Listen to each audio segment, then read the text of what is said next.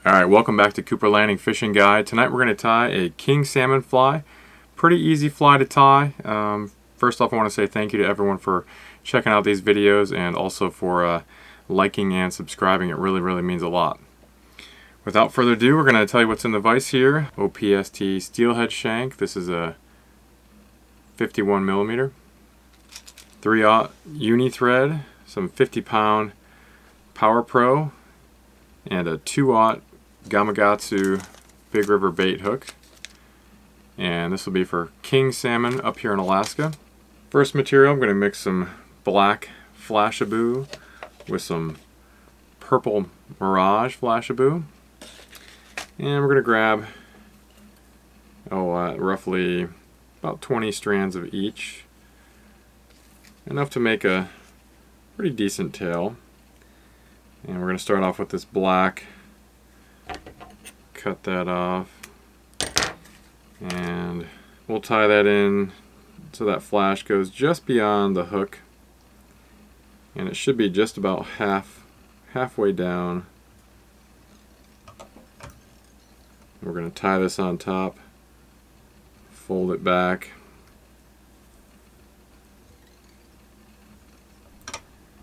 And then we'll repeat that same process with the purple Mirage Flashabou, about 20 strands or so. We'll tie it in about halfway and then fold it back, so just going a little bit beyond that hook. It's okay if it's a little clumpy or a little messy. You could spread it around if you want to, but this will kind of act like a tail. And we got that tied in.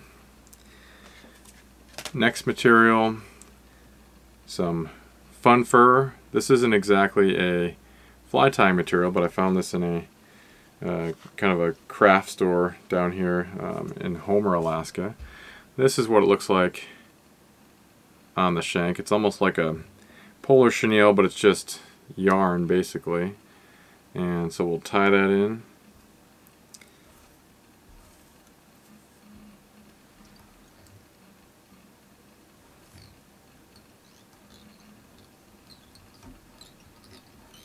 And we'll go about we'll leave about a ½ an inch of distance in the front. We'll make sure that we fold these fibers back, wrap in touching turns as we go forward. This particular fly is good for king salmon. You can tie it in different colors for rainbow trout.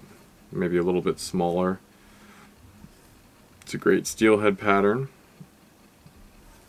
I'll just keep wrapping and pulling these fibers back.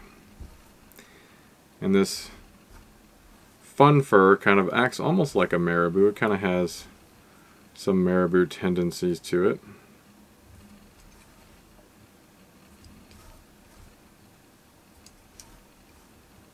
And we're going to cover most of the fly with this, most of that OPST shank. And this can basically be considered, you know, an intruder style fly. It's a very large, annoying fly. And we'll tie that off up front. You can see how that material creates a nice body. That fun fur. Now I'll take my dubbing brush and just pick out some of those loose pieces of fun fur that get caught.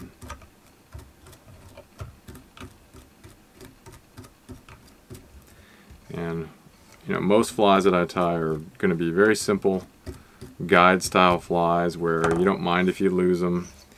You don't mind if they get broken from casting and things like that. Quick, easy to tie. They catch fish. And you can tie a bunch of them in a real short period of time. Alright, next material will be some purple marabou. We'll We found a piece here that we'll tie in tip first. And you can leave the tip in. You know, this is one of those flies. It doesn't have to be too pretty or too particular. Tie that tip in. And only a few wraps of this. We just want a little bit of purple showing through. So maybe 2 wraps, maybe 3, depending on how much coverage we get. And we'll go for 3 here.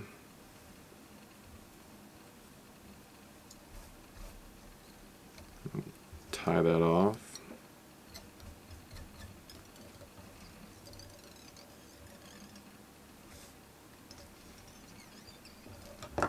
Clip that out. Like I said, we're just going for a little bit of underbody color here, or under head kind of coloration here. And next we'll go with some black Marabou here. I like the real, you know, pretty thin barbs, not terribly chunky in the middle. We'll tie that in tip first. And like I said, you can leave that tip in, no problem.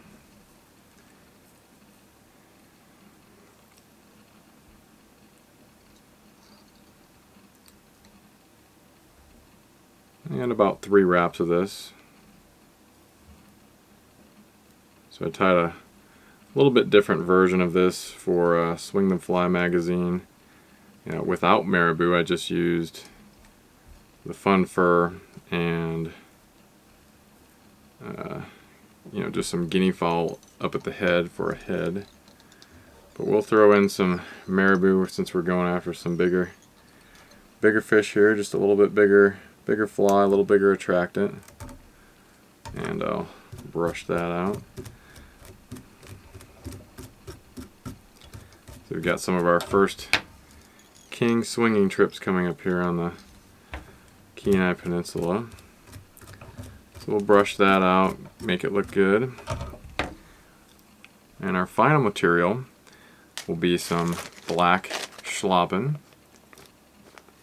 And I've already picked out a feather and kind of a nice longer barb Slobbin. We'll tie that in tip first. Fold that back, and then we'll cut this tip out. And we'll bend those barbs back with the scissors.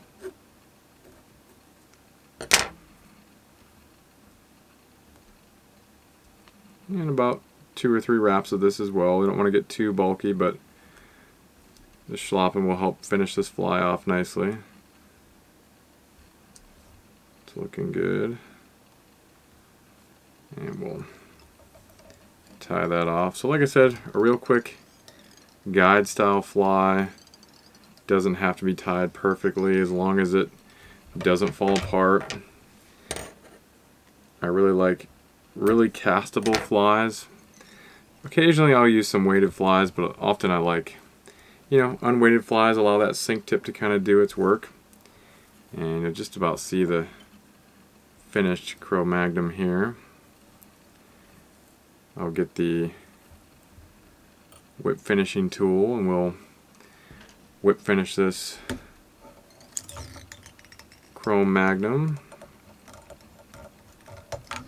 And you can use your favorite head cement of choice. I like Sally Hansen Hard as Nails in clear for a nice finish.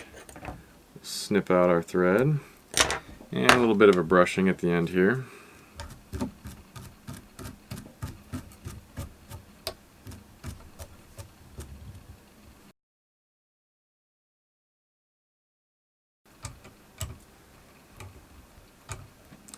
And there you have a nice black and purple Cro-Magnum.